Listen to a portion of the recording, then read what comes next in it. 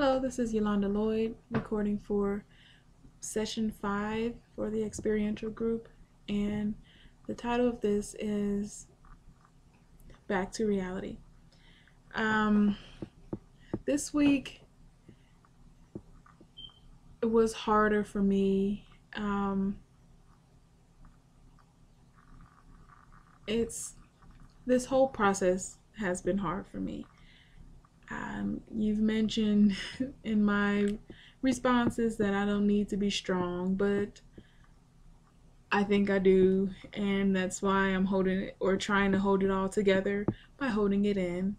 I actually talked with Lauren today. She came over so we can discuss the closing groups that we're going to do on Thursday.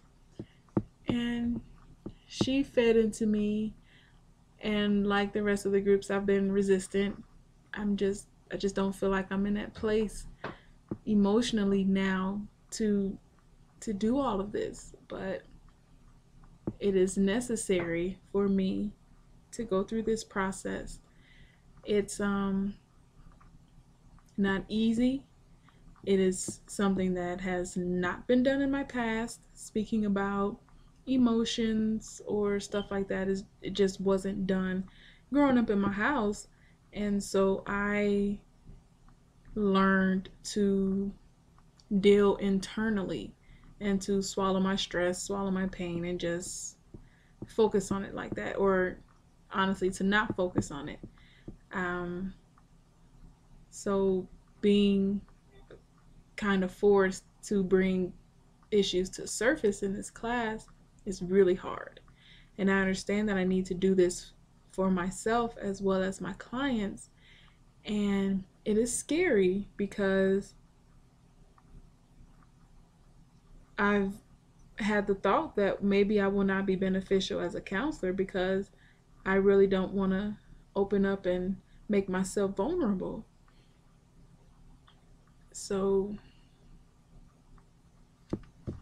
I don't know, I'm just gonna chalk that one up to the enemy trying to put negative thoughts in my mind and deter me from the plan that God has for me, which is to help his people. And I truly feel that is what I am supposed to do. I just wish it wasn't so hard. The mindfulness exercise that Robin did, I knew that was going to open me up, and I did not want to do it. I did not want to do it at all. I went into it I was just so angry about it. I didn't want to do it. And I participated in it because I didn't want to ruin her experience or be a jerk to her for my own personal issues. So, and I'm not a jerk, so I participated in the experience, and it was good. I did receive a lot of positive feedback, a lot of assurance and reassurance from my group members for the issue that I brought up. And Robin is a very good facilitator. She's a very good leader. And doing the mindfulness exercise, I think she did really good by using confrontation, but in a gentle way. And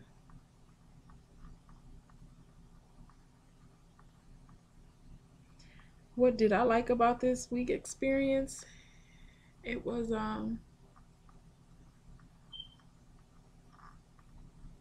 honestly don't know if I liked it at all,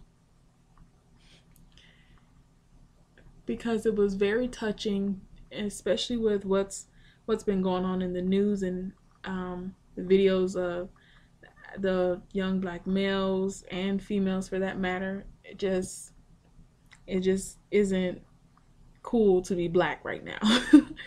And it's hard with raising a son. And then the story you told, it just hit too close to home, and that I didn't like. Like, I it possibly could be catastrophizing the situation or what could possibly happen, but I think it's more,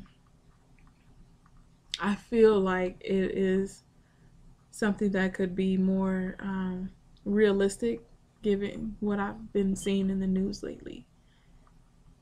And it is scary. It's very scary. So I don't like the fact that that I have to kind of have to raise my kids to have fear. But with God in our lives, we should not have fear.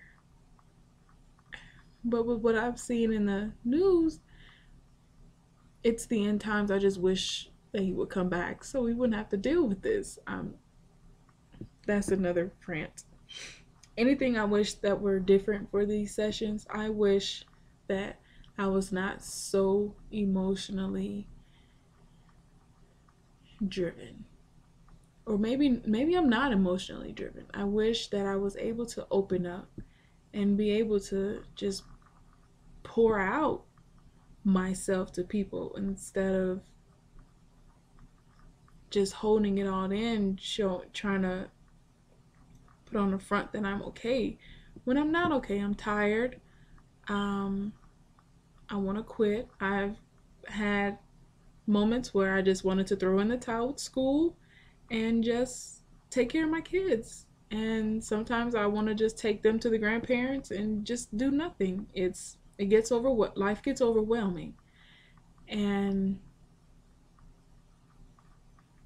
yeah, I feel like school was getting in the way. So this last trip actually did help me to slow down a little bit, even though it didn't really give me a break. So I'm not really sure how that happened. But yeah, so that's what I wish were different. That I could just, because I am a very emotional person. Like, I could literally cry at the drop of a hat, but I don't want to cry because I don't feel like I'll be able to get myself back together. And I need to be strong for my kids. And my son, he just picks up on every emotion. When I'm sad, he asks me, "Oh, mommy, what's wrong? Is mommy sad?" I don't want to be sad around him, but I also want him to know that it's okay to be emotional. It's, I don't know, I'm just torn. What contributed or diminished the experience? When we got back together, both groups for the debrief, and when you went into that story about that little boy and his mom and how she felt, I can I just know that's the same thing that my mom felt. And for, I don't want to say for all black women and black families, but I would say, I will go out on a limb and say most, because most of us aren't privileged, and we're not privileged to have lived in a place where it was okay to be black, and you didn't have that you just didn't have the worries that we have, right, that I'm dealing with and a lot of people are dealing with the two strikes, being black and being a black male. And it just having no, that you have to work that much harder at everything to even get a little bit of recognition. um, what was meaningful to me, it was the question you wrote on the board. How, what was it, how could this, what really could happen, or could this really happen, I think. But or what really could happen, what's the worst that could happen, what's the worst that could really happen. And I feel the worst that could really happen is that I could fail my son and he end up doing something dumb and getting in trouble, getting locked up.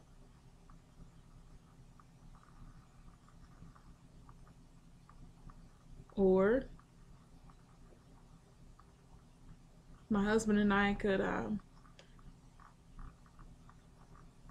continue raising him with following God in our lives and keeping him the head of our relationship, and trust that he will take care of him.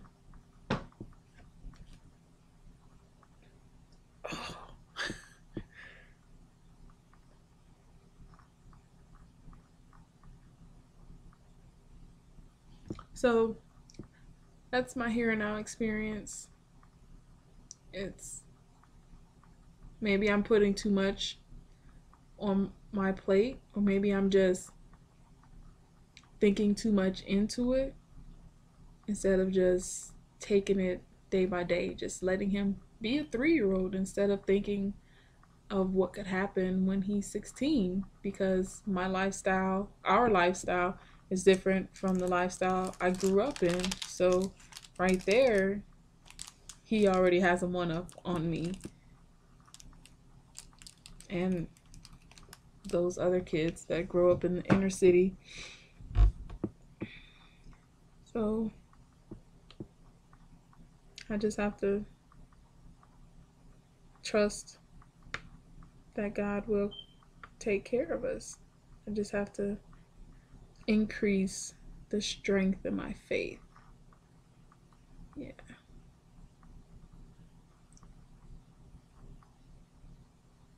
And that's it.